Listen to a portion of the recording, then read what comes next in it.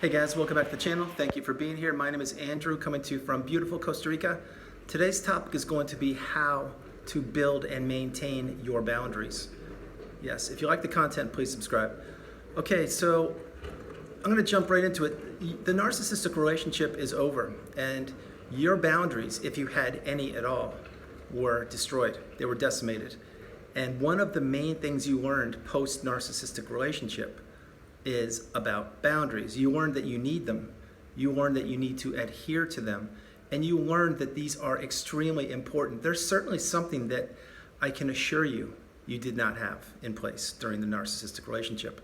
I most certainly did not.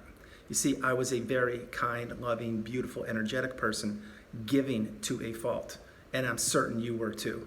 And when you're in the narcissistic relationship, what happens is the narcissist senses this, they see this. They watch how you behave. They watch how you're kind to people, how you do things, how you take care of things, how you're polite. They watch how you give.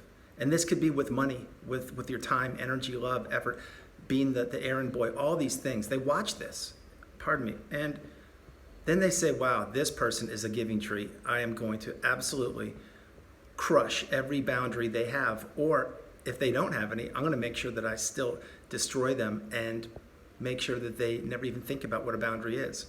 So that's when you're in the relationship.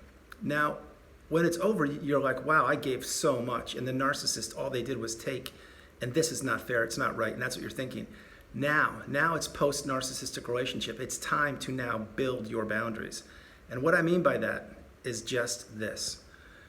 When you have time, and time is the most precious commodity on this planet, it actually is. Because time is it's what you do. It's how you spend your energy doing what? Like I'm creating this video right now, which is one of my greatest passions of all time. That's how I want to spend my time.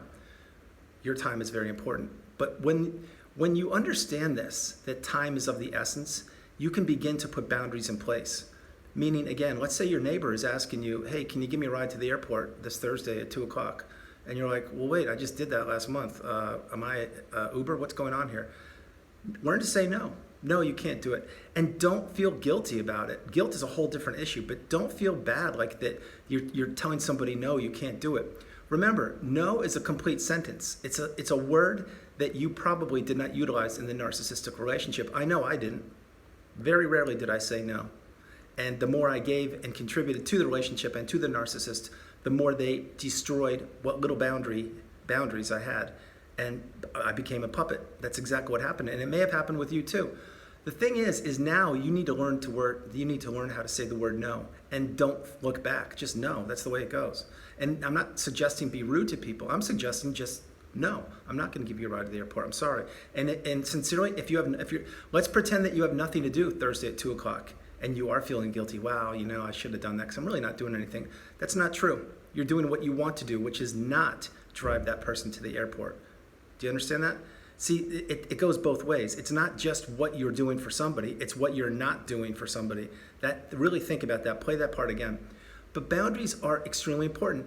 It's the same thing that maybe you're loaning somebody money and they are now looking at you as a piggy bank. Oh yeah, Jim's always gonna say yes, he always loans me money. And many times he forgets about it or just doesn't, he allows me to pay him in installments or he doesn't even ask for the money back sometimes. Well, let's think about that one for a minute. If someone's actually asking you to borrow money, and let's be real, in these times, money is very important, for your survival. But if Jim is always asking you for money and you're always saying yes, learn to say no. You need money too. You need to survive and you need to have a cushion and to be protected and be safe and have that nest egg. Or you need money to put food on the table or pay bills or buy the kids school clothes, whatever it is. The thing is, say no there again and push the boundary. And when you tell Jim, no, I can't loan you money.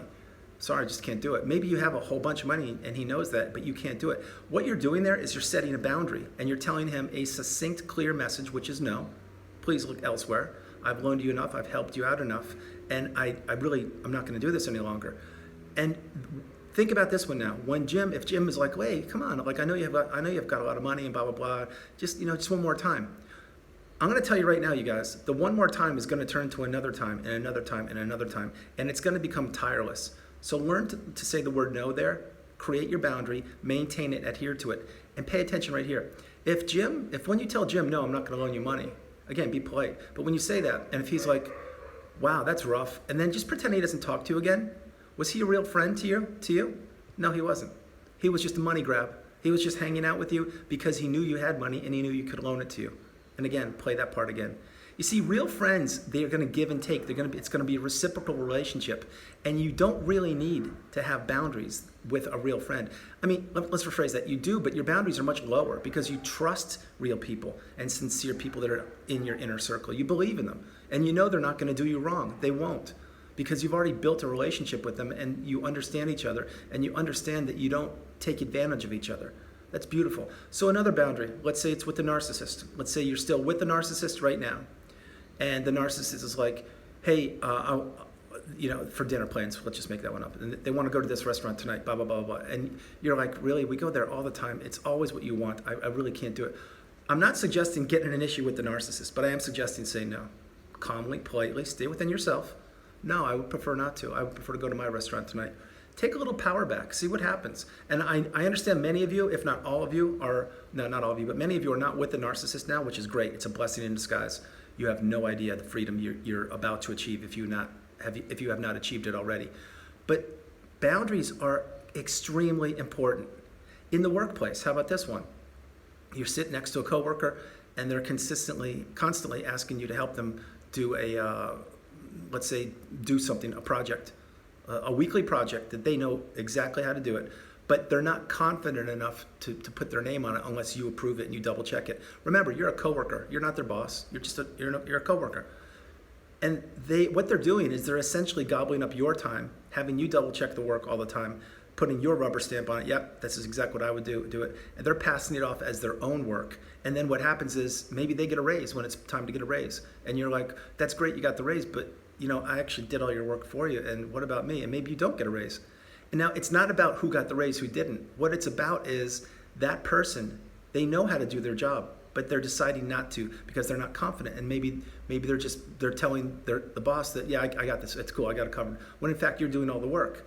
Set a boundary. Tell them, no, I'm sorry, Susie Q. I can't do it today, and I won't do your work any longer. Maybe not that rough, but just kind of put the boundary in place that, no, I really have to work on myself because I need a raise too, and I need to outperform, and I need to do great. Things like that. Boundaries are everywhere. They're absolutely everywhere.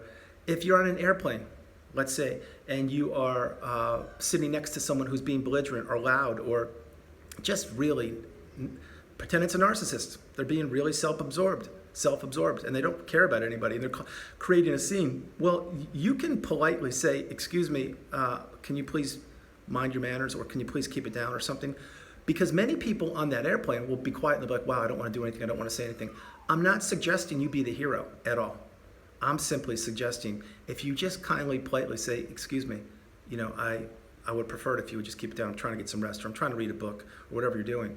And have your boundary. Don't let them just abuse you and everybody else on the airplane. I'm talking if you're sitting right next to them, or if they're right in front of you or behind you or something. The same thing with the armrest. Let's say you're on the airplane again, you put your arm down. That armrest that you have between you and the other person? There's always that one person that and I don't care if they're big or small, it doesn't matter. Body size does not matter to me. But they just plop that elbow and that arm right down the armrest, and you're like, really? Like, this armrest, it's supposed to be a divider for both of us.